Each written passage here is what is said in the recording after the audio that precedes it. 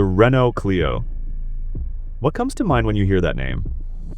For many, it's a memory of one of the most iconic hatchbacks in Europe, a car that has been around for over 3 decades and has consistently managed to blend charm, practicality, and affordability into one neat little package. And now, unveiled at the 2025 Munich Motor Show, we have the 6th generation of this legendary hatchback, ready to hit the roads as a 2026 model. The question is, does it live up to its legacy, or has Renault simply played it safe this time around? Let's take a deep dive and find out. First impressions always matter, and the exterior design of the new Clio certainly makes a bold statement. At the front, the grille immediately catches your eye. It's a 6-point design that proudly juts out, filled with a mesh of Renault logo-shaped diamonds. This is a big departure from the last few generations, where the headlights and grille seem to blend into one another. Now, the separation makes the Clio look sharper, more aggressive, and perhaps even more upscale. But is it everyone's cup of tea?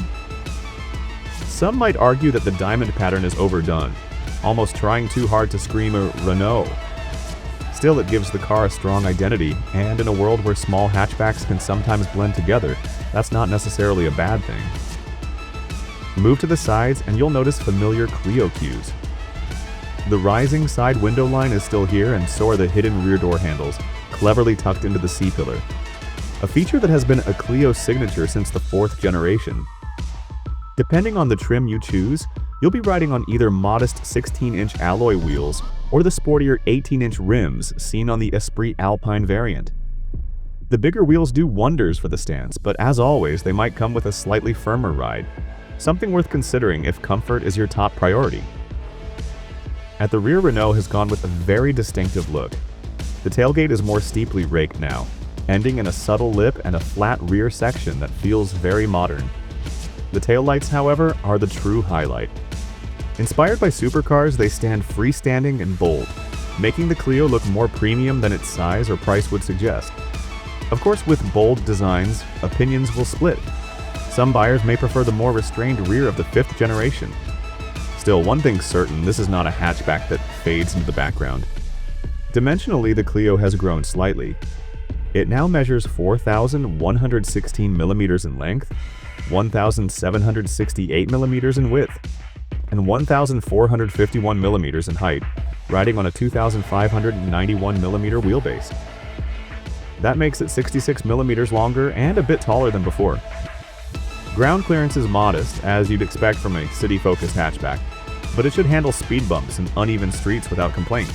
Step inside and you'll notice that Renault has worked hard to keep the cabin fresh and modern. Gone are the soft, flowing lines of the old model. In their place, we find a more horizontal, structured layout with improved materials. Soft-touch surfaces are more abundant, giving the cabin a more premium feel. The steering wheel is lifted straight from Renault's larger models, and that's not a bad thing. It feels solid and nice to hold. However, not everything is perfect. Some critics have noted that a few plastics lower down still feel cheap, reminding you that this is, after all, a subcompact hatchback. Tech lovers will be pleased to find that even the base trims come with impressive equipment.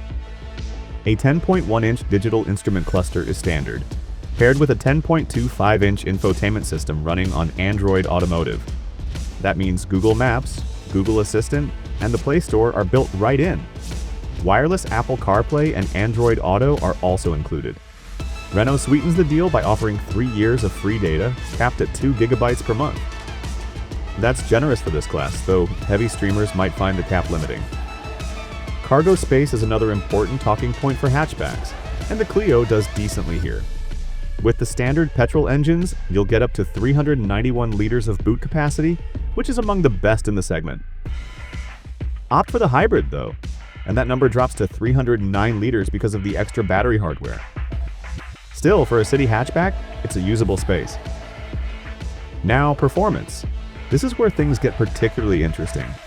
The star of the show is the new hybrid drivetrain, a 1.8-liter petrol engine paired with 2 electric motors and a 1.4 kilowatt-hour battery, producing a combined 119 kilowatts, or about 160 horsepower, and 172 newton-meters of torque.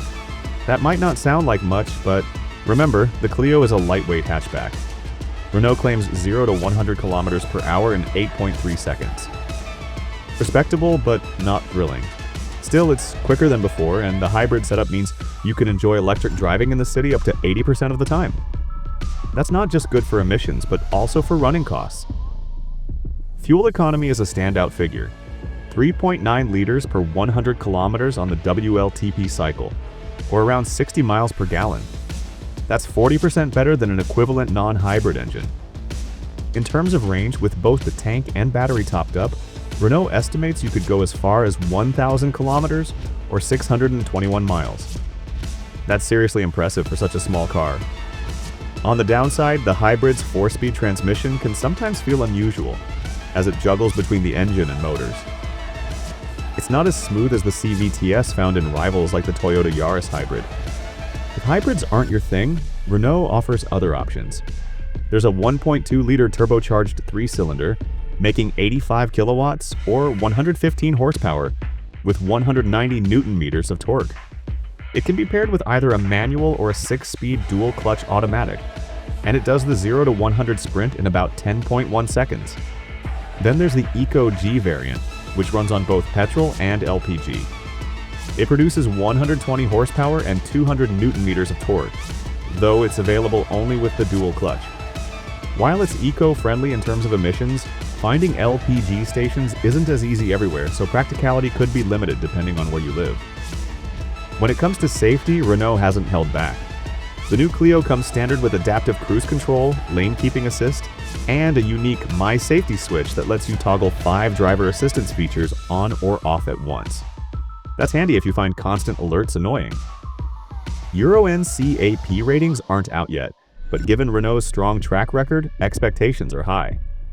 One concern, though, is that some advanced features may be locked behind higher trims, meaning budget buyers could miss out on the best tech. Pricing hasn't been finalized for every market yet, but in Europe, the Clio is expected to start around 18,000 euros, with top trims reaching up to 28,000 euros. That keeps it competitive, especially when you consider the hybrid's technology. But how does it stack up against rivals? Take the Toyota Yaris hybrid, for example. The Yaris is slightly smaller, but it has a smoother hybrid system and Toyota's legendary reliability. However, the Clio offers more interior space and a bolder design. Then there's the Peugeot 208. It's arguably the most stylish car in this segment, with a futuristic cabin, but the Clio counters with better practicality and a more versatile engine lineup. In many ways, the Renault finds a sweet spot between the two, even if it doesn't outright beat them in every category. Ultimately, the 6th-generation Renault Clio feels like a confident step forward. It's stylish, packed with tech, efficient, and still practical enough for everyday life. It's not perfect. The hybrid's gearbox takes some getting used to, cheaper trims have a few cut corners, and rear space is still tight compared to larger hatchbacks. But that's always been the Clio's nature, small, characterful, and focused on doing just enough to keep buyers coming back. Now I want to hear from you. Do you think Renault has done enough to keep the Clio on top of the charts in Europe? Or do you think rivals like the Toyota Yaris or Peugeot 208 offer better value? Comment your thoughts below and let's get a discussion going. If you enjoyed this deep dive, don't forget to like, share, and subscribe for more daily car content.